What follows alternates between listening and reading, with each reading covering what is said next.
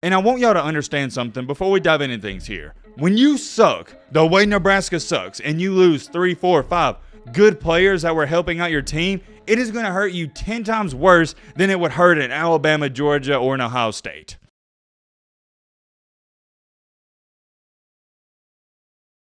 I hope each and every single one of you are having a great Sunday, and man, oh man, is it just me, or does it feel like the weekends are flying by recently? I don't know, maybe it's just me, but Matt, shut the crap up. We're not here to talk about that, baby.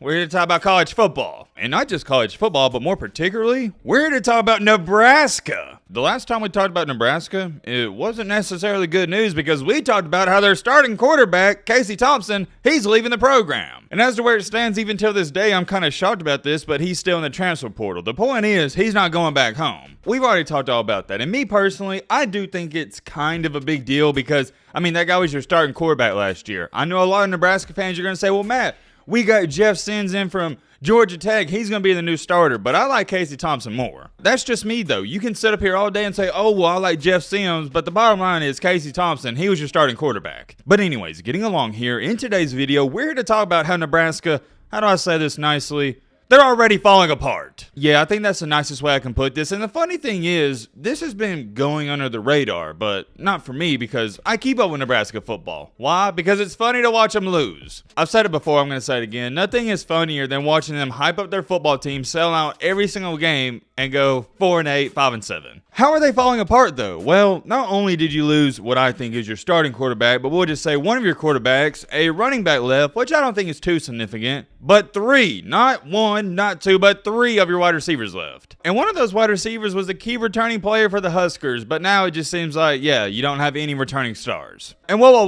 hold on. I know what everybody's going to say. Well, Matt, they just lost a couple guys. They lost maybe 5, 6 guys to the portal. What's the big deal? This happens to every single team, and you're right. But you got to throw this in there. When Alabama loses 5, 6 decent players, when Georgia loses 5, 6 decent players, USC, Ohio State, etc., they got other great players to replace them. The problem is Nebraska doesn't have that luxury. Nebraska is very, and I mean very thin at the moment. They don't have the depth that an Alabama, Georgia, and Ohio State has. So when they lose 3 wide receivers, it's a slightly bigger deal than if Ohio State or Alabama would have lost 3 wide receivers. Also in today's video, we're going to take a look at some other Big Ten news, and that is J.J. McCarthy and where Todd McShay has him going in next year's NFL draft. I find the J.J. McCarthy situation rather intriguing because I feel like a lot of people out here don't think he's that talented. Maybe I could be wrong on that. I think he's talented. I've been high on him since high school, and I've been telling Michigan fans, hey, this guy should have been starting since day one. Who was the other quarterback Michigan had there starting? I forgot his name.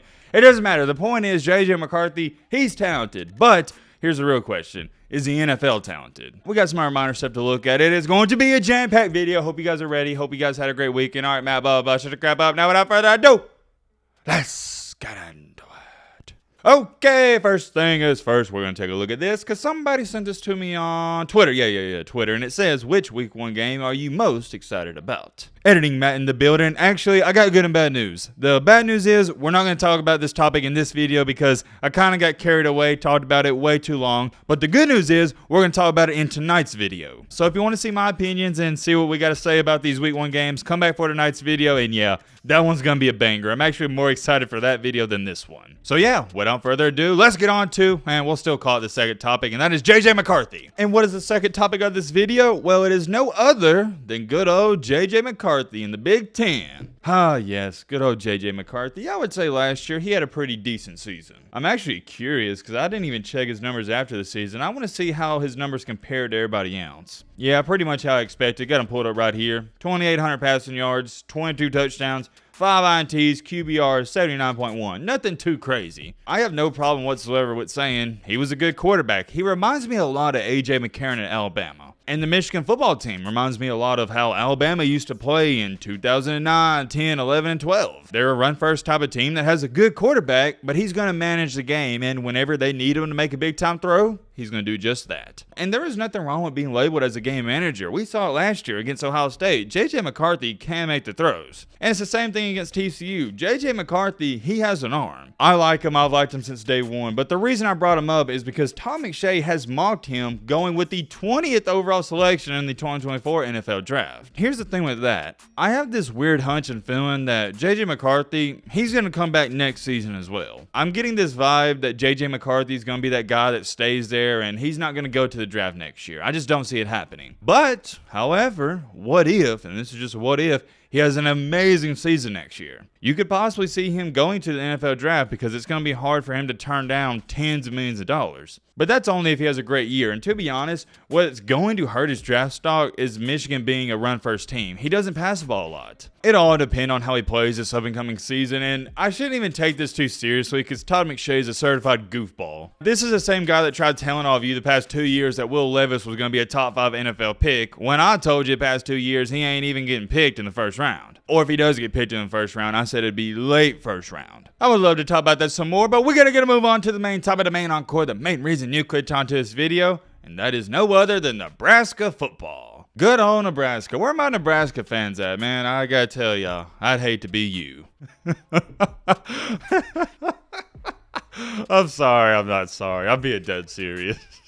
You couldn't pay me to be a Nebraska fan. You couldn't pay me to be that invested into a football team that sucks. And the worst part about it is Nebraska fans have somehow convinced themselves every single year, similar to Texas fans, they're going to be back. Look, Nebraska fans, how many times do I have to teach you this lesson, you old man? You're not going to be back this year. And I tried telling you with Scott Frost, that guy's a certified chump. All right, he wasn't leading you even to a 7-win season. I do have some good news, though. Matt Rule is a pretty dang good head coach, and in the future, I think you could be back. But next year, no. You're not going to turn around a crap show like Nebraska in one season. It's going to take a little bit of time. But let's get locked into what we need to get into. News came out. This actually came out like 6 or 7 days ago. I had a couple people sending it to me. The Nebraska running back Jay Allen, I hope I'm saying that correctly, has entered the NCAA transfer portal, blah, blah, blah, blah. Some people were labeling this as a big loss because he was a 4-star recruit and he had 2 touchdowns, but he had a season-ending injury. And the people that were sending this to me, it was right after the Casey Thompson incident because this guy entered the portal right after Thompson did. So everybody's like, okay, I mean,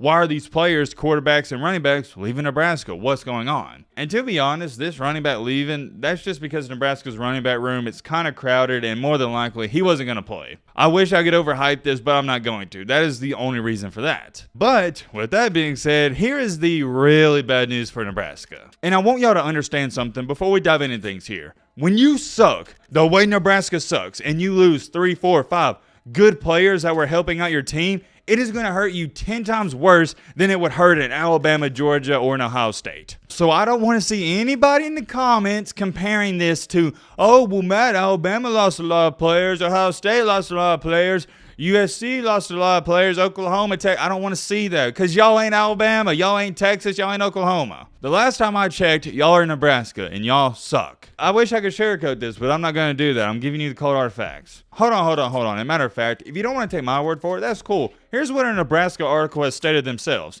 Even with the transfer portal, it's not something that can be rectified in one season. What are they referring to? The wide receiver room. Continuing down here, thanks to 6 new additions from the 2023 recruiting class, the numbers are getting better, but proven top-end talent is still lacking for the most part. What do they mean by that? Well, let your boy Matt dumb this down. Nebraska has 0 talent returning. Why is that? Well, because after the spring game, 3, not 1, not 2, but 3 of your wide receivers left. And out of those 3 wide receivers, 2 of them didn't really do too much. The one guy that meant the most was Alante Brown. He played and started in 10 games last year. And overall for his Nebraska career, he played in, I think, 30 games. But last year, he started 10. So you're losing a key piece and starter right there. But also remember, you don't even have a quarterback. And to go on top of that, one of your running backs left. Now, was he the starting running back? No, but he could have helped. He was a 4-star recruit. The point is, just like a Nebraska article even stated themselves, you have no key wide receivers returning. Yes, you have a lot of guys coming in the recruiting class, but they're young. Here's my biggest question.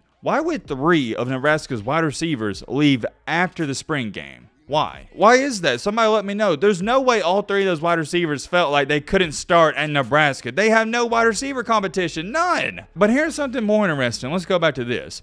Why did Casey Thompson leave? That is something we haven't talked about enough. Why did he leave? Most Nebraska fans are going to say, oh, Matt, well, Jeff Sims was beating him out for the job. And I don't believe that. I just don't. You want to know why I think Casey Thompson left? He realized not only is his offensive line one of the worst in the country, but now, with all these guys leaving, he has 0 wide receivers. And oh yeah, I almost forgot about this, but they lost their star wide receiver, Trey Palmer, to the NFL draft. Nebraska's already falling apart, man, and the season hasn't even started. You can't make this crap up. You can't. I'm going to say this, and I want to be extremely clear on this. If you are banking on Jeff Sims carrying this Nebraska team to winning some games, you're in for a rude awakening, and I'll leave it at that. And it goes back to this. The offensive line is trash, and who are you going to throw the ball to? Who? Man, I would hate to be a Nebraska fan. I would. It ain't looking good, man. It ain't. Let me know your thoughts down below, but roll with it.